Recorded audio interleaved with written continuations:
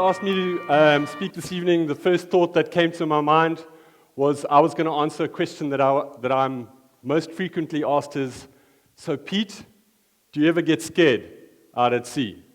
And I'd love to be able to say no, but the answer is definitely yes. I'll never forget reversing out of my driveway with Kim on the way to the start line of the solo race, and as I looked around the garden and the house, the thought that came to my mind was, I wonder if I'm ever going to see this place again. There are so many different types of fear, and on all the expeditions that I've been on, I've had to face a lot of those fears, and I've had to conquer them. The first race that I did with Bill Godfrey, a very good friend of mine, we rode our boat in 1.5 hour shifts, 1.5 hours on, 1.5 hours off, 24 hours a day, 7 days a week.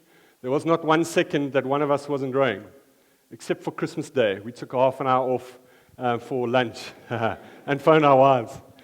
And then, after saying never ever again, in 2010, beginning of last year, in fact, this time last year I was busy rowing, I decided to do this race again, but this time as a solo. I rode this boat, a boat that I named Nyamazela, which means, it's a Xhosa word, it means to push through hard times. And in other words, in good old Afrikaans, vasbyt. And there's so many things, so many different types of fears that I experienced out there. But if you had to ask me which was the worst, which was the thing that I was dreading the most, I would have to definitely say storms.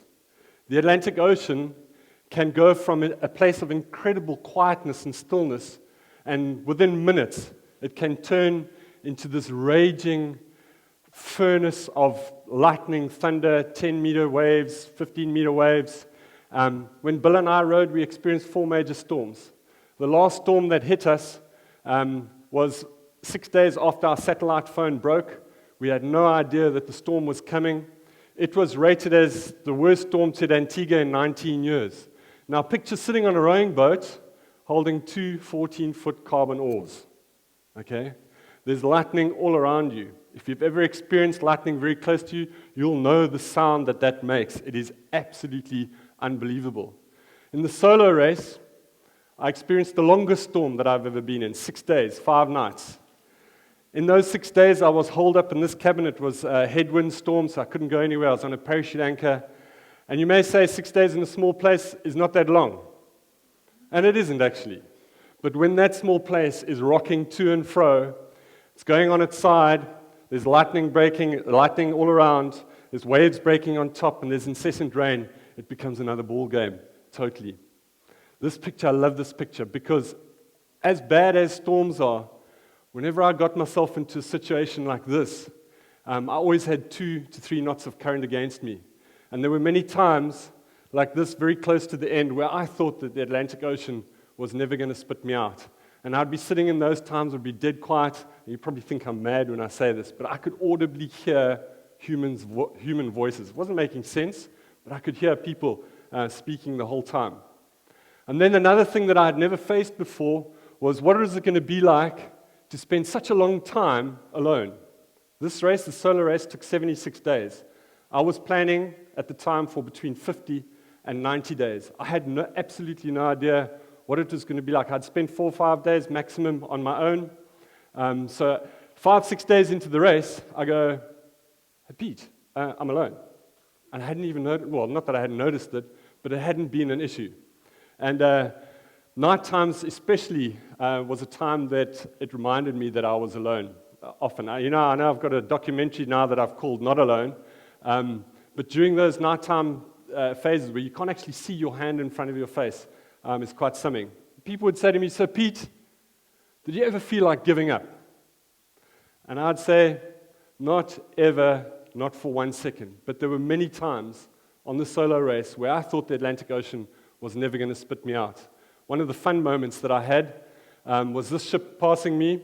It came up very close. It actually went 15 miles off course. And on that little wing that you see on the bridge deck, there were about 5 or 6 guys. They were standing there with binoculars. They'd come to see what this thing was in the middle of the ocean. And I was standing outside my cabin speaking to them on the radio, and all of a sudden I realized now that, hang on a second, I'm stark naked. I've got this big, long orange beard. They must have thought I was something else. getting well into my slides here now. This is fear of failure. You know, having to face failure in an expedition is something massive and something that is a real thing in all the expeditions that I take part in. And one of the things that could make you fail is not looking after your body properly. Now, you can train as much as you want and you can be as fit as you are for those races, but you have to maintain your body. There's so many things that I could talk about: boils in the bottom, salt sores between the toes, etc. But one has to look after your body. Next year, 2012, I'm going to be doing a circumnavigation of the planet, Max, on the Tropic of Capricorn, land and sea, solo, without the use of motors. I went this morning and had a look at my boat. So I did this ride through Namibia, just to acclimatize myself to sitting on a saddle as opposed to a rowing seat. And I cycled past the Tropic of Capricorn, and I climbed up onto a little hill close to the sign, and I looked out and I went, oh my goodness, what am I letting myself into? And it was quite an amazing thing. So that's the whole thing about the fear of future. Roosevelt once said, talking about the fear of failure, he said, it's not the critic that counts, nor the man who points out where the strong man has stumbled or where the doer of deeds could have done better. The credit belongs to the man in the arena, whose face is marred by sweat and dust and blood, who knows great passions, who devotes himself to a worthy cause, so that in the end, if he succeeds, he does so with great triumph.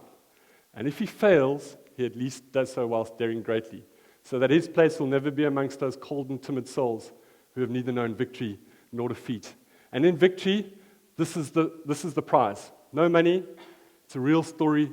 It's about families. It's about relationships, which a very good friend of mine, Nick Good from Fresh Air Crew, has put together in a documentary called Not Alone. Ladies and gentlemen, thank you very much. The time, great chatting to you.